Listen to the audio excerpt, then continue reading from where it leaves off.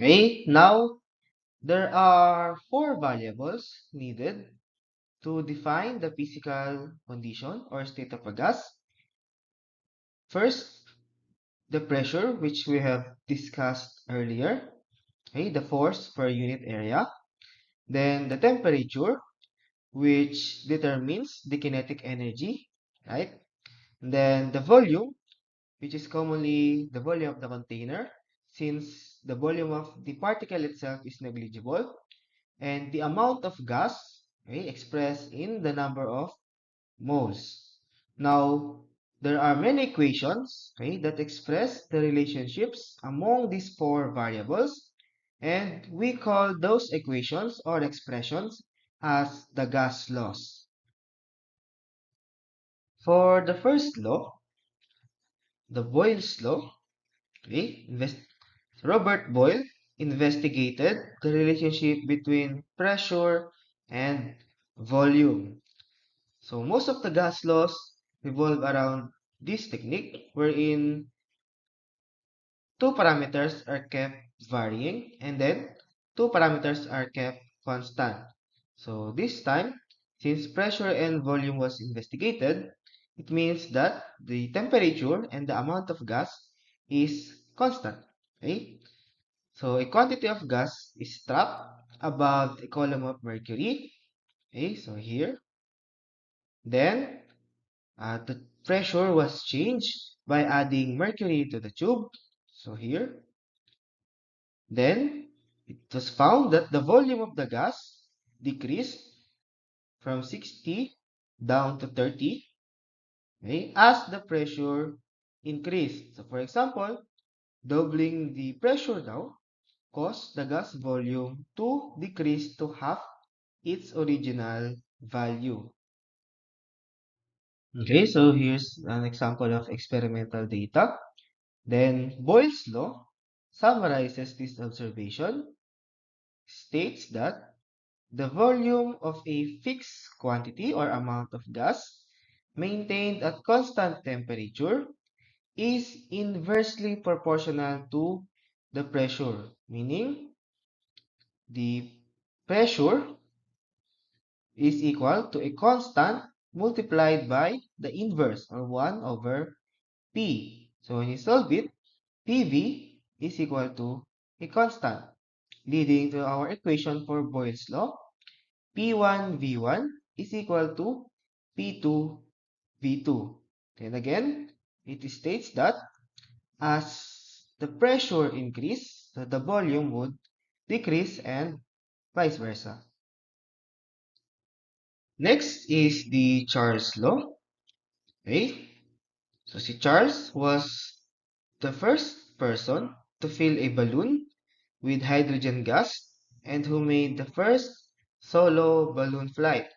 So he found out that the volume of a gas or the fixed amount of gas at constant pressure increases linearly with the temperature of the gas. For example, if we have a gas here, if the temperature is raised or if the gas was heated, okay, the volume would increase, right? And if if the gas was cooled down, okay, the volume would decrease. So this is the principle of uh, first hot air balloons, right? Okay, from those observations, it was found that a volume of a fixed amount of gas maintained at constant pressure is directly proportional to its absolute temperature. Okay, for example, now, doubling the absolute temperature causes the gas volume to also double. So mathematically, it takes the form since volume is equal to a constant and the temperature. So V over T is equal to a constant, or V1 over T1 is equal to V2 over T2. Or this equation could also be written as V1 T2 equal to V2 and T1. Okay?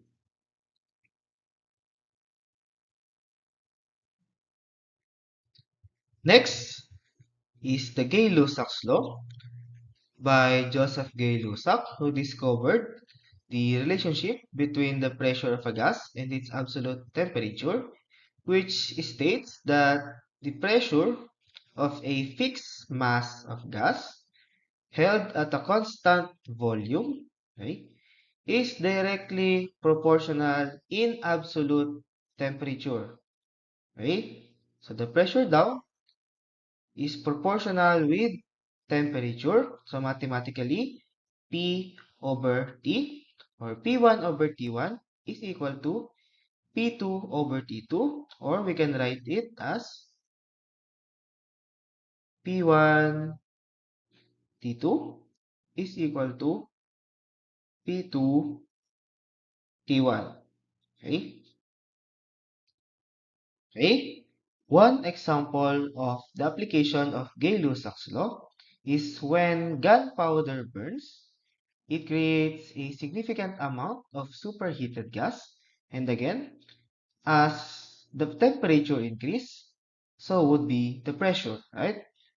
The high pressure of a hot gas behind the bullet forces it to come out of the barrel of the gun. Next gas law is the Avogadro's law, named after Amadeo Avogadro. So you may know him from the Avogadro's number.